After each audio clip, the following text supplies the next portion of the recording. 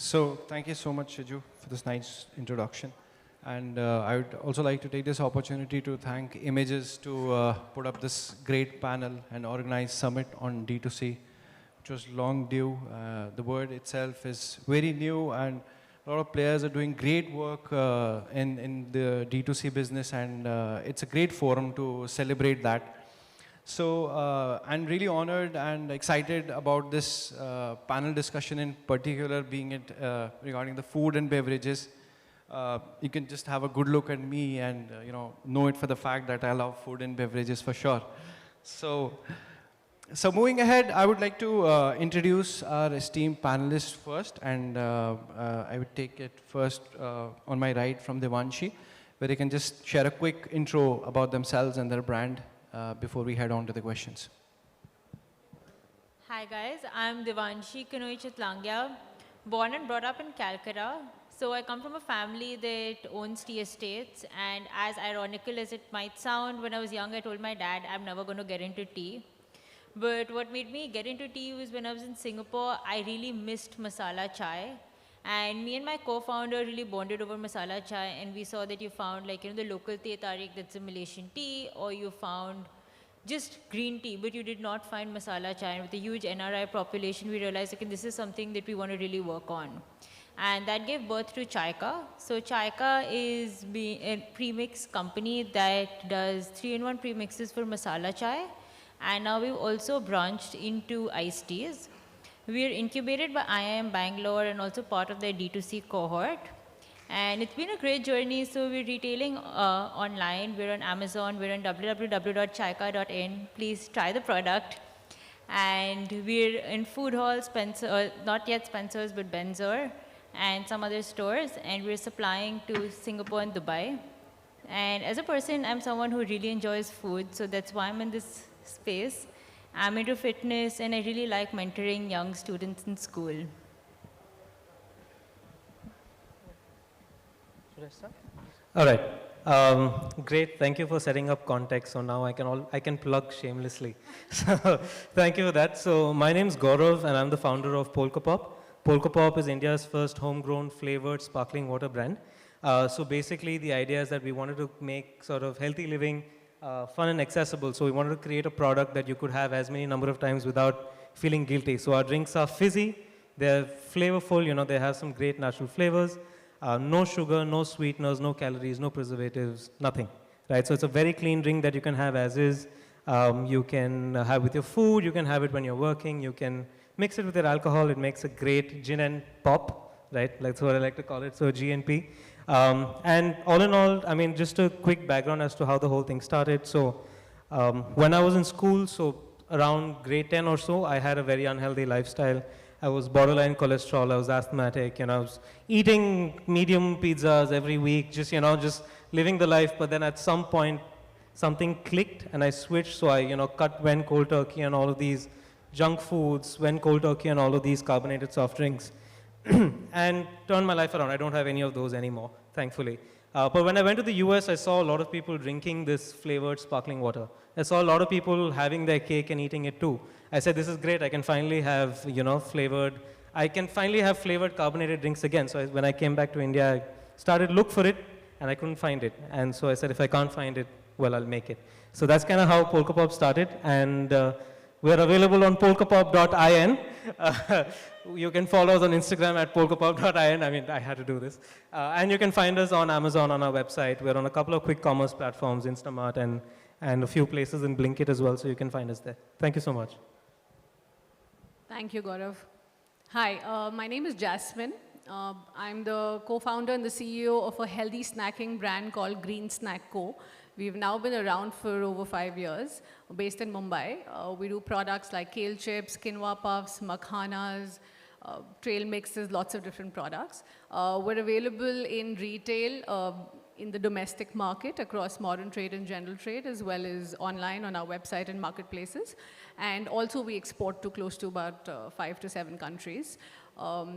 And yeah, the ethos behind starting out was really, it started with my own journey and my own struggle with health and fitness and, trying to be on the right side of the weighing machine.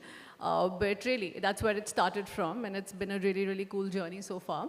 The ethos behind the brand really is to help people become healthier, better, fitter versions of themselves.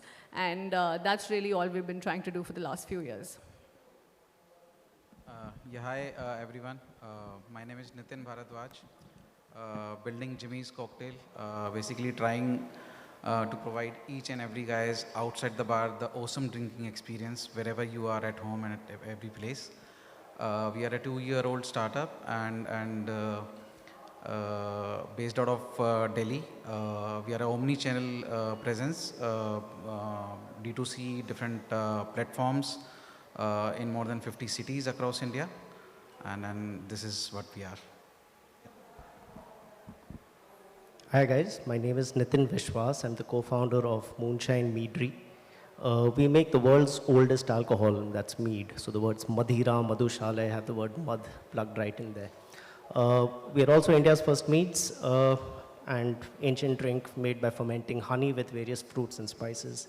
We're available in about 8 states today, 7 states and 1 union territory, and slowly and steadily looking at expanding. Hi everyone. So when you guys walk into a cafe, what do you order? You guys would say probably a cappuccino, latte, espresso. फिर घर पे घटिया coffee क्यों? So that's probably why I started Coffeeza, to enjoy cafe-style coffee at home without having to go through the hassles which a barista does. So we make it super easy, and the brand does coffee capsules and coffee machines. We started with that. We launched pour-over coffee bags in 2020 and are about to launch a lot more exciting formats this year. It's a 4-year-old brand and we're based out of Goa. So the journey's been fantastic so far, and yeah, look forward to talking to you more. Hi everyone. Must be one of the most ancient brands out here. So we have been in existence since 2013. I'm Sneh, founder of the Baker's Dozen. We are today one of India's largest artisan bakery brands, present across more than 30 cities. Been always omni-channel even before the name became a buzzword.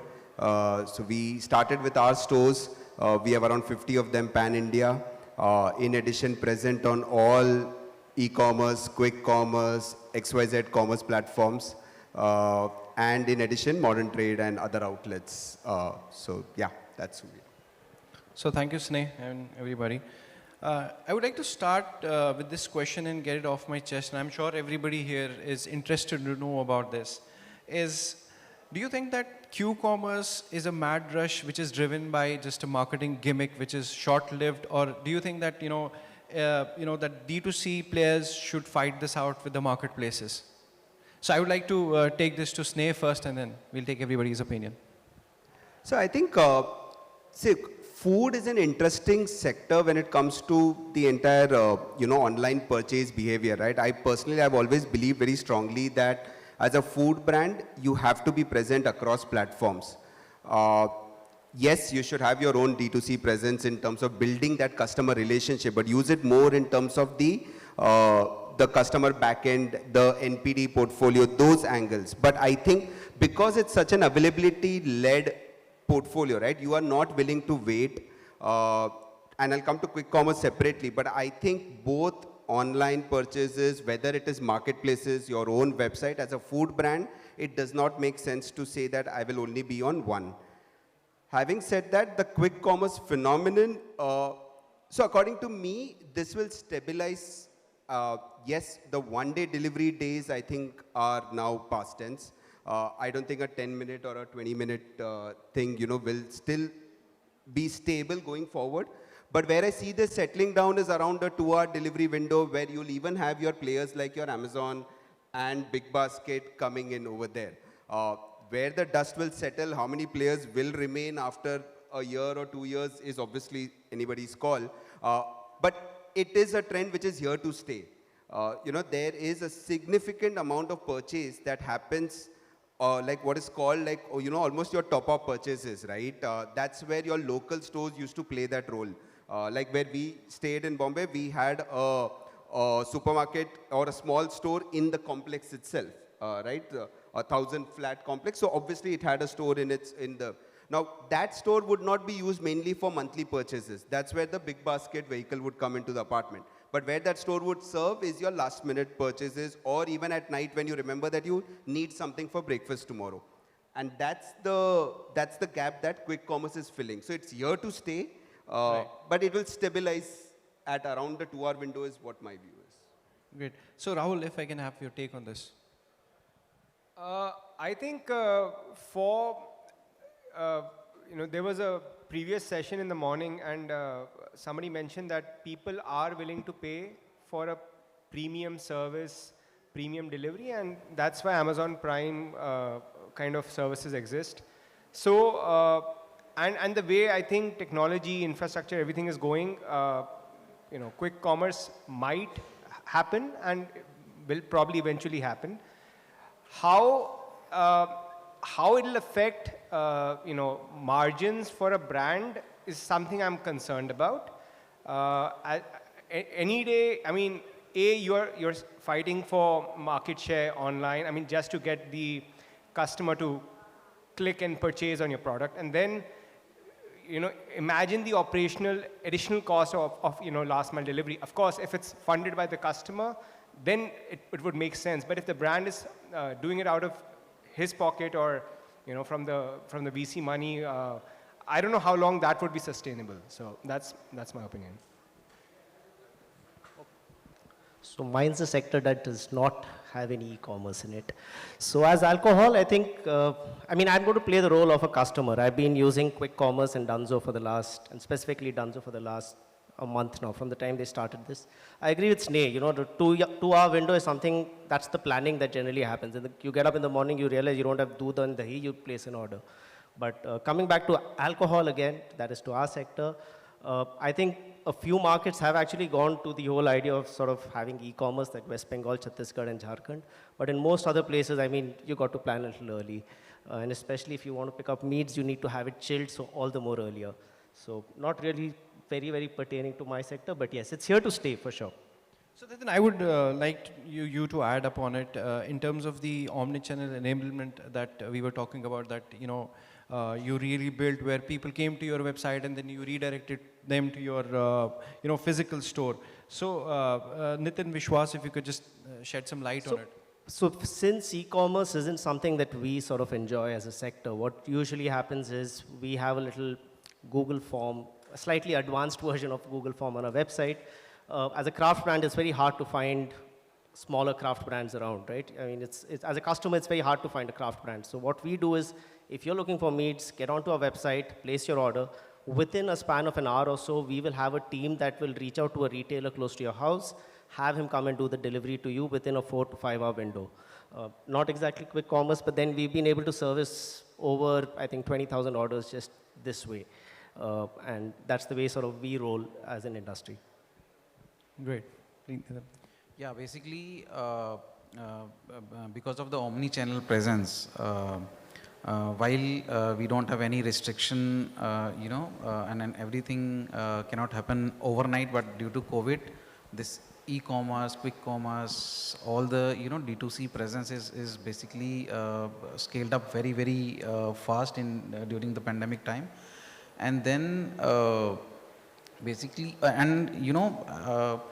because for the last 2 years, everyone is so used to use the technology, like basically whether it is students, they are using phones and then their tabs online while reading, while everything, schooling.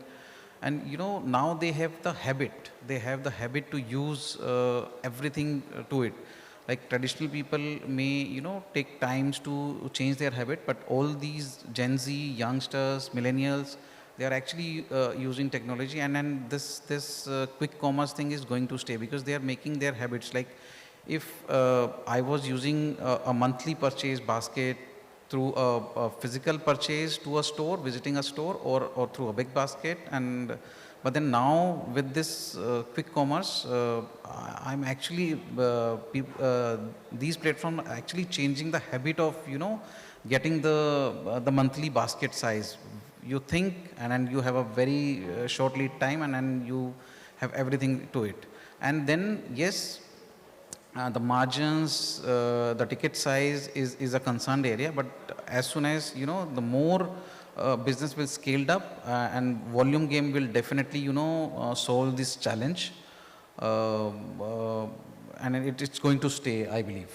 Okay, so to discuss more about the volumes and margins, I would like to take this to Jasmine and add a little different context to the Q-commerce question is that do you think that, quick commerce is steering the customer more towards the marketplaces and it is really a challenge to your D2C journey, or do you think that it's an enabler where, we can touch that scale and, highest margins like Nitin was discussing? I'll take that question, but I want to first talk about what happened yesterday, and this is related to Q-commerce. My daughter, who's 5 years old, had this thing in her head in the night that she wanted Kinder Joy. I don't know how many of you know what Kinder Joy is, but it's like this round egg thing which has chocolate, and it's just something that kids really enjoy. And at that time, it was 10 o'clock in the night, and I was like, not happening. And she obviously, threw a tantrum like 5-year-olds do. And as a parent, I could either sort of let her go to sleep crying, which I just didn't have the heart to do, or I had to figure out what to do. I could call my local kirana guy and say, "Bhaiya, bhej do," and he would take like 30-40 minutes, and he would curse me for calling at 10 o'clock in the night and just ordering a 40 rupees Kinder Joy. So I said, okay, let me just use quick commerce, and it definitely came. It was a big savior because I ended up ordering like 3 Kinder Joys because the free delivery was 99, and I didn't want to pay for delivery. So I ended up ordering for 99 rupees 2 Kinder Joys and one small other thing. But yes, so essentially it can be a huge savior, not only in this scenario, but certainly it's, I think it's the price that we pay for convenience. Today it's free. It's not going to be free for a long time. We'll probably end up paying for it. And I think like somebody mentioned, where customers are willing to pay a premium for convenience and and it came within 8 minutes. So that was quite fantastic. She was thrilled. And I could live up to my promise of sort of giving it to her. So I think, one, it's definitely here to stay. The 10-minute may or may not be sustainable, depending on how many dark stores, et cetera, they're able to open around the country or the city. I also think that, what's free today may not be free going forward, because today they're really trying to get more customers and get them hooked onto it, because once you've ordered a few times, there's a really high probability of getting hooked onto it, and it's basically just acquiring customers through free delivery and the whole 10-minute tactic, which could potentially be 30 to 60 later. So that's on one side of things. To answer your question on whether it's a challenge, I look at it as a business, right? As a business owner, my priority is to get my product in everyone's hands. Now, if that happens through quick commerce, so be it, right? Of course, I would like customers to come to my website and order, but at the end of the day, I'm in the impulse snacking category, and customers don't really prefer waiting for 3 to 5 days to get a packet of chips or puffs or trail mixes or whatever that may be, right? Pre-COVID, they may have been okay with that, but now there are just so many other options available that they sort of, they're used to, like I just said, we're used to quicker convenience. There are challenges associated with it and threats also for the business. One is obviously very high margins. And you really need to see what your net, margin is after the super high margins that these guys take. That's one. But as a customer, I'm able to get my product in everyone's hands. So that's one. Secondly, owning the customer. So you don't own the customer. You don't really know who's ordering. You can't retarget them or do any of that. But again, I think as a brand, that's a cost, at least at this point, I'm willing to sort of bear. Because I want my product in more people's hands. And the only other way I could do it is to be in every store, which honestly, from a distribution point of view, is not the most practical thing. I can't be in a C category store or D category store or pretty much every pan bidi shop or whatever, As a brand, that's not something that we can do. And we're able to reach that end consumer in a very quick period of time through this sort of a platform. So I think it's quite useful, even though there are challenges around, like I said, consumer ownership as well as margins. Great. Gaurav. I think Jasmine covered a lot of the points in the sense that What it does is, I agree with Sneh when he said that this is kind of Amazon Prime 2.0, right? This is from a one-day delivery, you're coming to a 10-minute delivery and a 2-hour delivery. I think both are going to stay. I think there will be a 2-hour delivery and a 10-minute delivery. Because categories, the category that we're in is so impulsive that people have a craving and they want to satisfy that craving. And usually that craving won't last for more than 2 to 3 hours. So I think that these channels are definitely enablers. Like she said, I think it allows people to try out your product when they want to try it out. So if they're facing a certain need, say they're feeling thirsty or they're feeling hungry and they want to have something, they're either going to come to you on a quick commerce platform or they're going to order from the same platform from a restaurant. They're going to do something to satiate that need, right? So I'd rather they do it with my product, right? So from that perspective, I think it definitely enables. I do think there are challenges to it as well, which have already been highlighted, but at this point today, I think it's an enabler, and where it goes is we'll have to wait and watch. Okay, wonderful. Devanshi.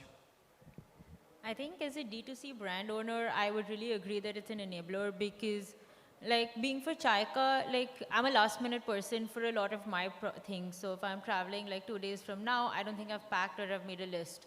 And someone would suddenly say, I want instant tea in 2 days. So if you have quick commerce, I can send you the product. Otherwise, you'll probably go down and take another product. Now, I think quick commerce is not a threat for us. It's more so a threat for modern trade and general trade, be in those Kirana stores. So as a D2C brand, it's great to have that opportunity because it just becomes another channel of reaching your customers. Great, wonderful. My next question is around the customer ownership into the D2C and e-commerce space. I mean, with a lot of D2C players coming into food and beverages section every now and then because everybody believes that they're good cooks and they have got something unique recipe or they have tried it somewhere. So we all have that cook within us, and I heard everybody's story and it originated somewhere from that instinct, right?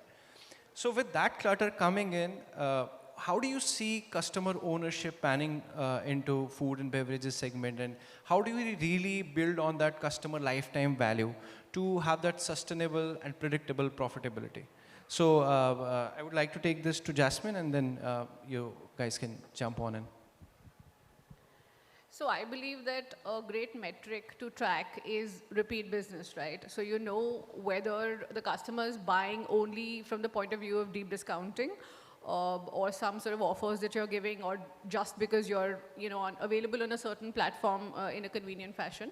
But one of the things that will tell you whether this is a sort of, whether you're going to succeed in the long run is whether you're really getting that repeat. Is that customer coming back? Are you organically growing your business? Because at the end of the day, you can spend ridiculous amount of money behind acquiring customers, and I'm not saying that we've not done that. We have done that too.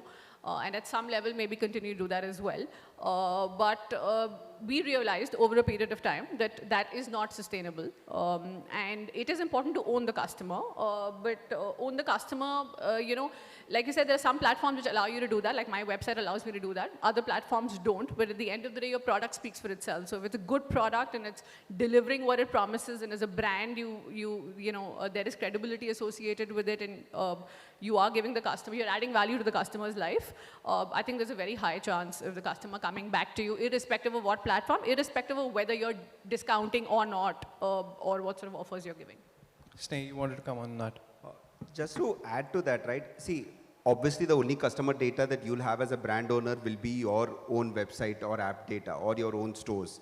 Now, the way to think about this is that those platforms are where you build those deep, loyal relationships with your customer. So to give you an example, right, like we were celebrating the sale of our millionth sourdough in the journey of the brand. And we said, how do we do this differently, right? One way is that we'll run some offers, we'll run a campaign, we'll do some ads, but how do we involve the customer? So that's when we actually said, okay, let's crowdsource flavor ideas. And we actually ran a social media campaign, got customers to give us flavor inputs, selected one customer, put her name on the pack. So we actually launched a product with her name, which was there in the market for a month almost. Now what that did was that it did two things, right? One, she was from Bombay, so what happened was suddenly all her circles, all her communities are buzzing because she's telling everybody that my name is on a retail pack. Right? So now suddenly you are in a way as a brand going across to many other customers. And secondly, now she's never going to leave the brand for life. Even if I change, and obviously after a month, then we moved it back to normal packaging, but we actually kept that SKU. Now these things help build those loyal relationships. It can be this, it can be other examples at your website. Now, will that be the scale? No, there will be a scale and a volume that comes from all your other platforms, but all your R&D, trials also. If you're launching a new product, why can't you do a weekend launch on your website and just see what happens? That's the beauty of some of these D2C parts where that's the cycle of product to market has become so small, right? Because we launch a product, it doesn't work. We can launch something else. That feedback loop is much quicker on these platforms. So if you use it for that, then that works, while you use the other platforms more from a business scale point of view. Great. Can I just add a point there? I'll tell you what works for us in terms of ensuring customer, kind of that connection is there, and the lifetime value point that you raised. We keep all customer data in our internal CRM, right? And we have set up a bit of automations in there. So whenever customers are ordering repeatedly, we kind of we have automatic notifications set in place, and that kind of we know because it's coffee, right? I mean, you are going to be drinking coffee on a regular basis. Now, when we see there's a break in the pattern, right? Automatically a notification goes to our customer support team. And then we reach out to the customer, traditional way, give them a call, WhatsApp message or something, right? And try to find out exactly what went wrong, why didn't their, repeat purchase happen, and then they'll give us some, insight. Oh, आपका ये product available यहाँ नहीं था, ये आपका blend out of stock हो गया, या I bought the same thing, but this time instead of buying it from your website, I went to so-and-so store and bought it. So that kind of insight helps us a lot in kind of being connected with the customer, and I think this entire automation that we've set up goes a long way in helping us manage this. Yeah, I think excitement, consumer engagement is really important in terms of consumer loyalty. Because so people pay not only for the product, because every product is good by itself, and they also pay, actually they're being loyal for the experience they are getting from the brands and the consumers. Sneh and rightly said, like the consumer experience, like the loyalty, because they have done something, different kind of campaigns, a pack on the product. Not for everyone it is feasible, but then yes, it does a lot of buzz around.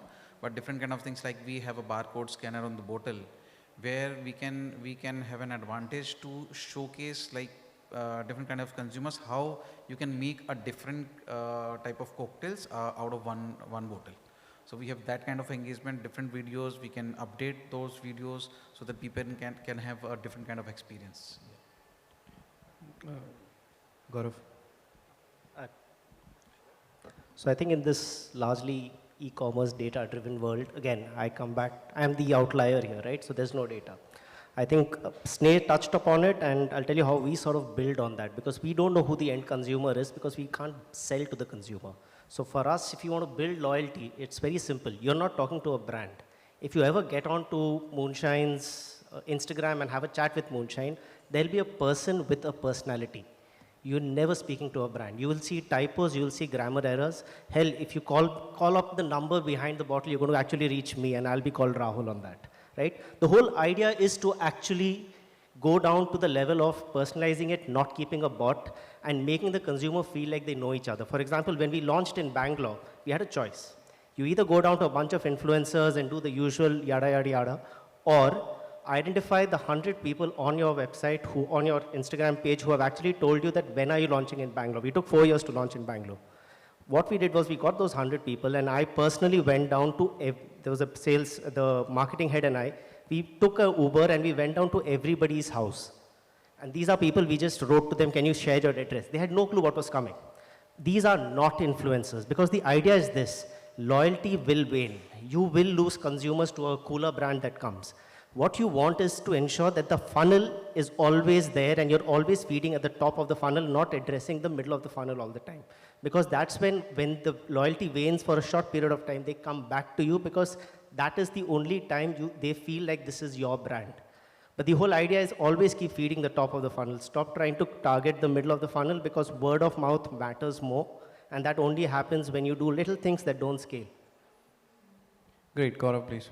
Yeah, I think Sneh again touched upon this. I think, why do we collect the data? We collect the data mainly to understand our customers, right? So one of the main things we want to do is we want to understand, and if we understand them better, the more they're going to come back, right? So to answer your question, if all the data that we're collecting, we're using to solve that problem, it's okay if there's a split between places we can't collect the data and we can, because the places that we can collect the data, we can implement in places that we can't, and we're still going to see results. And as Nitin said, we can also collect data from places where we're not traditionally collecting data, like barcodes, right? Again, with the intention to either educate or to understand. So as long as we're able to use the data in a way that actually benefits us and the customer, I think that's where it's actually going to add value. So even if it's split, I think it's completely fine, because your communication gets better, your product development gets better, your non-scalable sort of delivery things. I mean, to his point, sometimes we have customers whose orders get stuck in delivery, and we can do nothing about it because we don't control delivery. There are times that I've gone on Instamart and ordered their order for them and delivered it to them, right? Why? Because at the end of the day, they're going to remember that you took that extra step.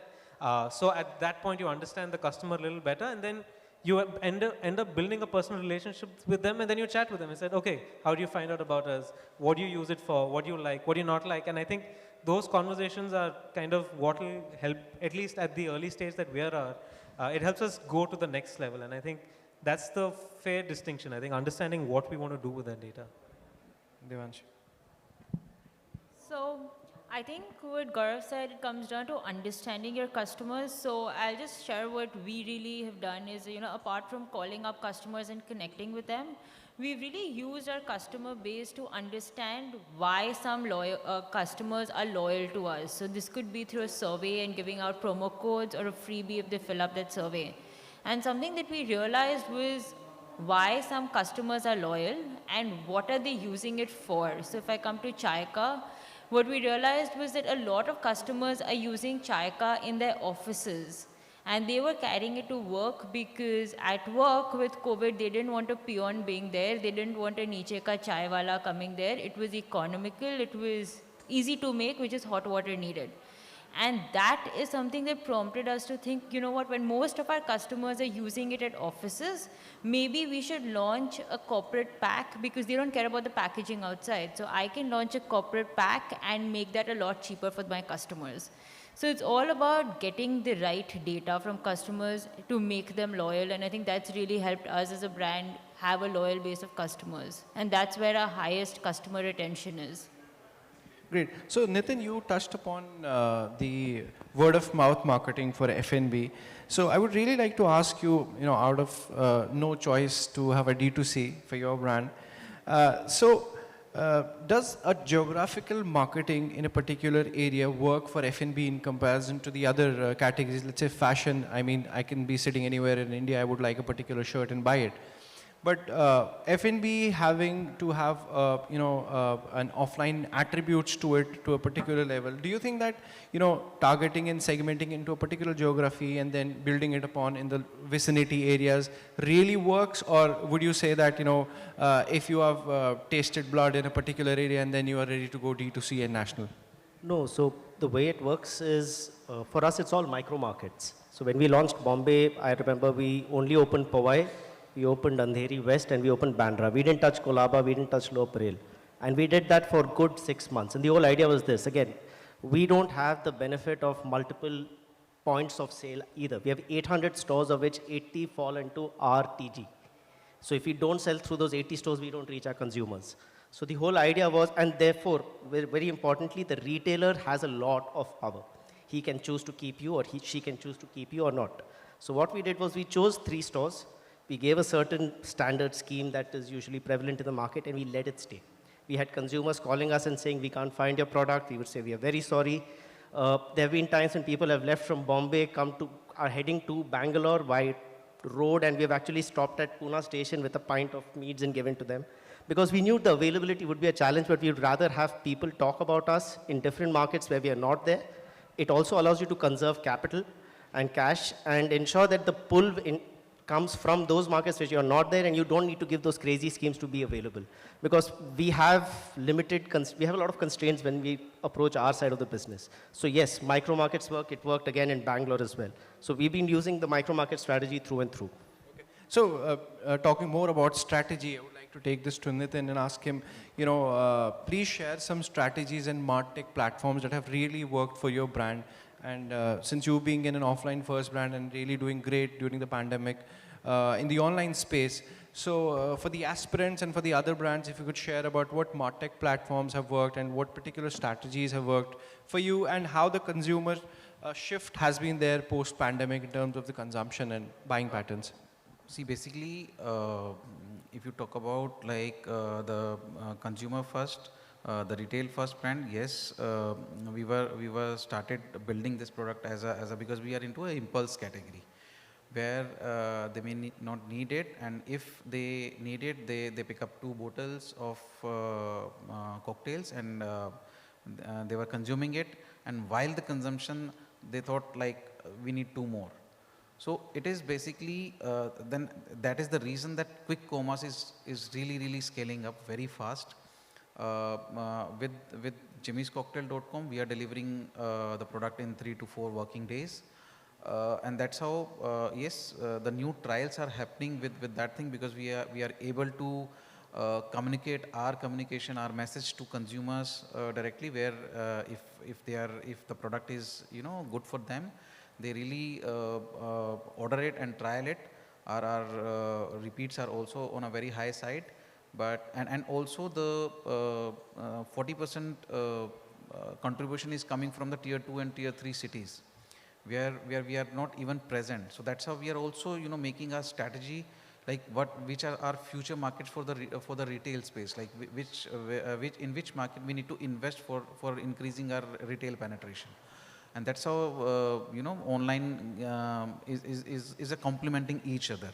And when we are saying like in a deeper penetration, like in all the metro cities, we are going deeper and deeper. Like for example, in Bombay city, we started with 100 number of stores, started with South Bombay and Bandras and Andheris. But now we are also available in almost like more than 1,000 plus stores, including Thane and suburbs and everywhere. Online platform is basically also spreading awareness, because they are getting the product availability really fast, word of mouth publicities and everything. And we are also using tech, investing in tech, making our strategies like how to scale up our website sales, because our website sales contributing enough sales in a total online space. So the base is larger. If we were able to do it fast, the deliveries very fast using tech, then our business incremental will be on a very high side. Wonderful. Jasmine, if I can have your take on this.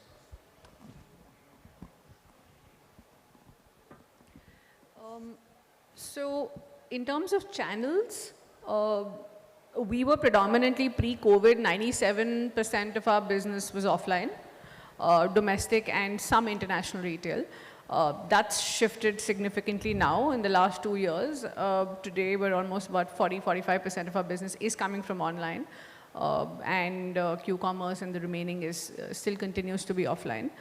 So those are sort of predominantly the channels where we are seeing, where we've seen a shift, and of course, a lot of it has been purposefully done. It's been mindfully done. It's not sort of happened on its own, because we understand the customers now far more comfortable ordering online. We're obviously available across marketplaces, and we know that for us, we had some sort of an advantage because we'd been around for a while. We've spent a lot of time, effort, money, resources behind creating awareness offline.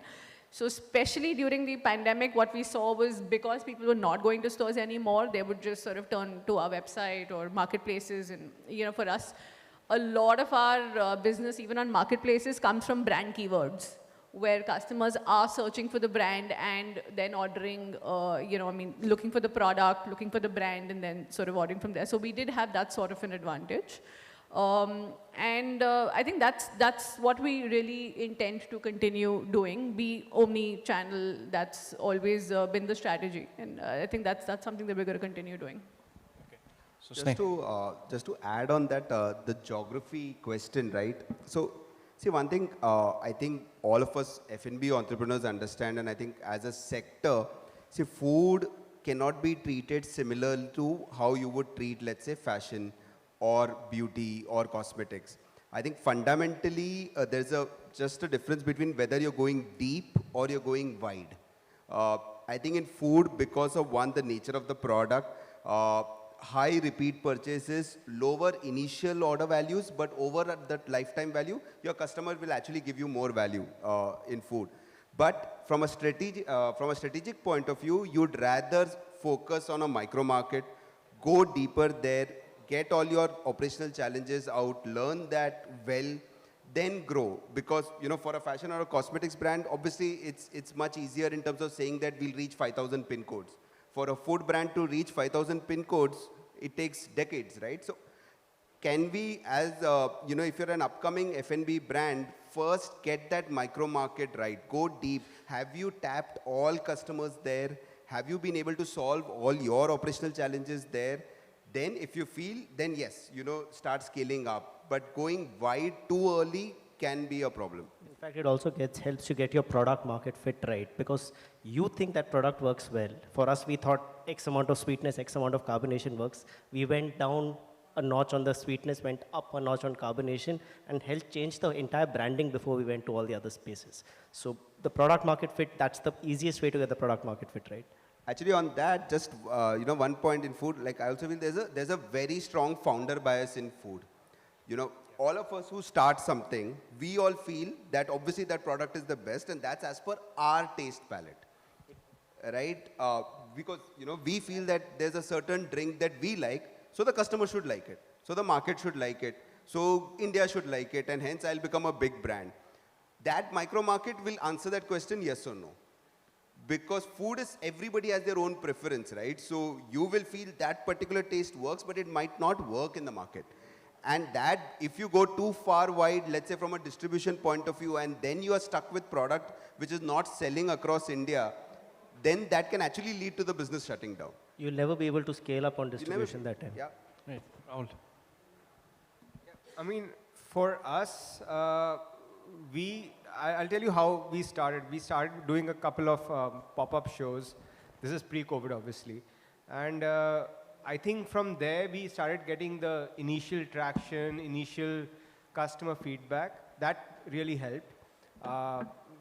We wanted to be, we didn't obviously want to start off with the offline strategy. So it was our website. It was Shopify-based at that time, Amazon. And really leveraging, the reach from there.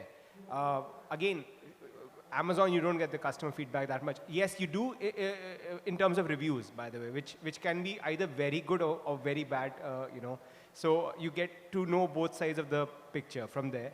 But, at least that, and over time, that analytics started coming in, right? So we started seeing, okay, for our products, these are the markets which are hot sellers, and we see a certain repeat buying percentage from this market.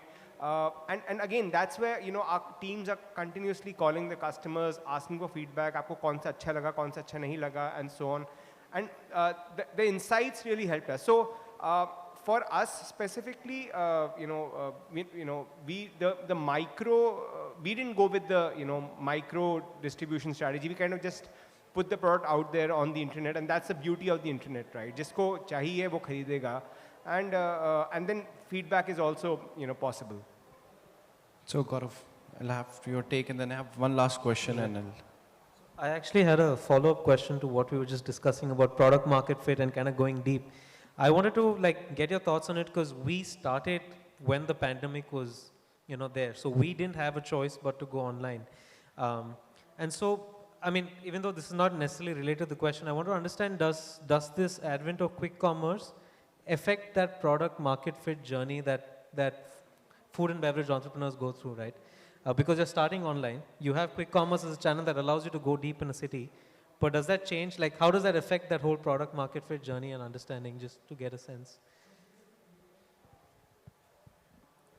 I think quick commerce, the way to treat it is, it's just a different way for the customer to sample your product and to try your product.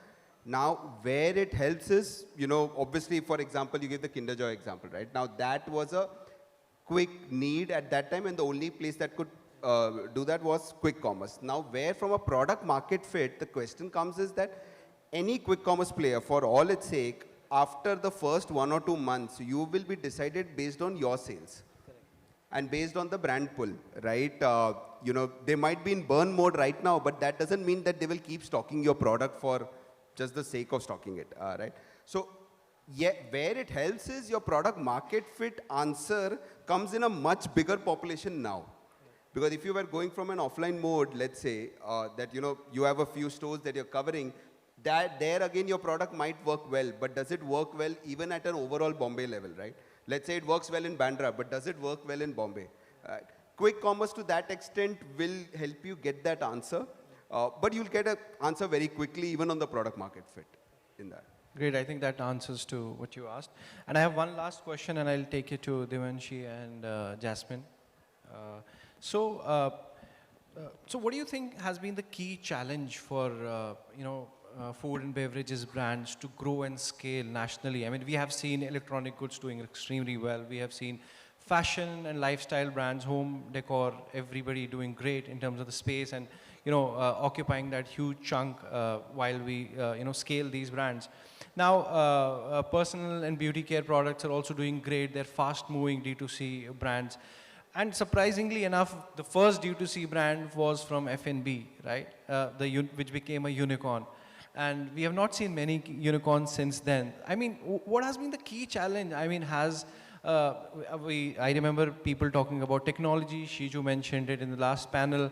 So do you think that the technology adoption by food and beverages brands has been less in comparison to other peers from the categories?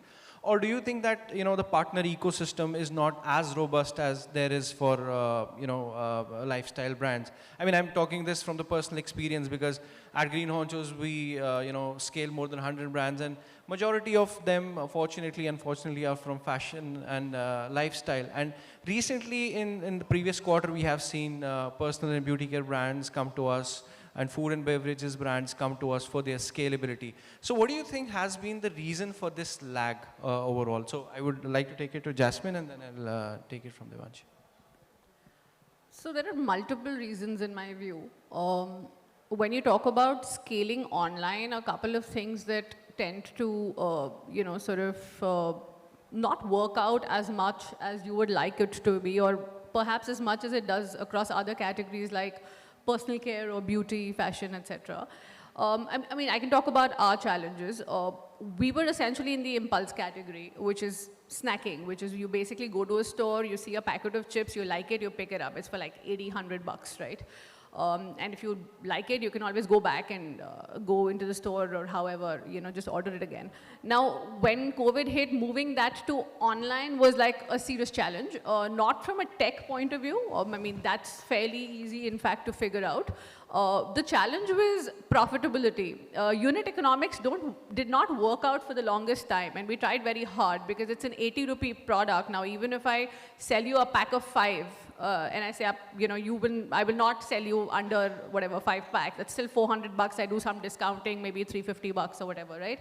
Now, just imagine. I mean, you do the mathematics. It's a puff pack, right? It's like a snack pack. It's got 70% air, and those 5 packs fit into a carton which is this much, right? Now, just imagine the volumetric logistics on a carton. That's so much. It'll be more than 30-35% at least of the value of the sale, right? And then there's all the other costs that are, there's also, I mean, I've also spent money on acquiring a customer. My average order value is like 400, 500 bucks. How much are you going to give me a customer for? I mean, how much do I have to spend to, I technically should not spend more than 100, 150 bucks on acquiring that customer, and that's not going to happen. So, therefore, unit economics wise, it doesn't work out. I think that's one of the reasons, especially in our category specifically, where scale becomes an issue. Even though you can have all your tech stacks and everything in place, it doesn't solve the problem really. When you have a solution, you go to technology to scale it up. Technology per se doesn't give you a solution.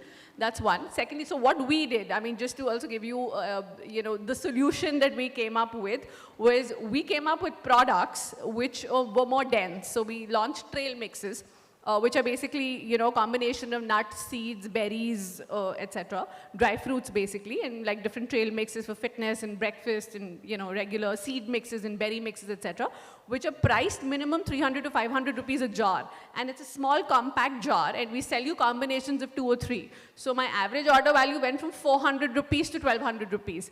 Now it makes sense to acquire a customer online. Now it makes sense to, spend, and my logistics cost dropped to like 10%. Because so when the average order value is above 1,000 rupees for a category like ours, is the only time it's going to make sense from a unit economics point of view to be able to sell online.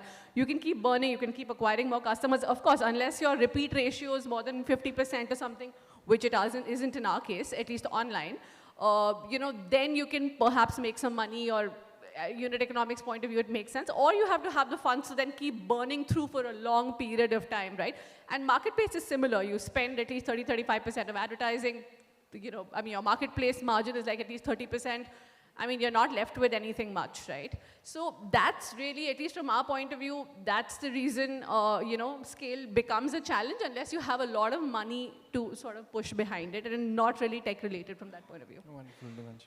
So I agree with Jasmine. I think unit economics is the #1 thing, because after a point, no one's going to buy 100 packets of chips and keep it at home. But when you're looking at a cosmetic or fashion brand, it makes sense because just the average order value is higher. I also think in India, everyone thinks that they're a great cook, and in every corner, a lot of food is available. So there's a lot of competition, not from just other brands, but just from a lot of local food, and even things that are cooked at home. So that becomes another challenge. And I just think as food, most people would like to try and buy. There's still that mindset. And that changing and people going to shop online is taking time. So with that, I would like to thank everybody, all the panelists, for being here today and documenting such amazing insights. Because this is one of the categories, like I mentioned, is less documented. And I would like to thank you on everybody's behalf to share such great insights. Because this is also one of the segments where a lot of new entrants are coming in. I hope people who are present here would share your talk on the digital and social platforms later on, so that it's for everybody's good and consumability. So thank you so much for being here, everyone. And thanks Images Group again for organizing this panel. Thank you. Thank you.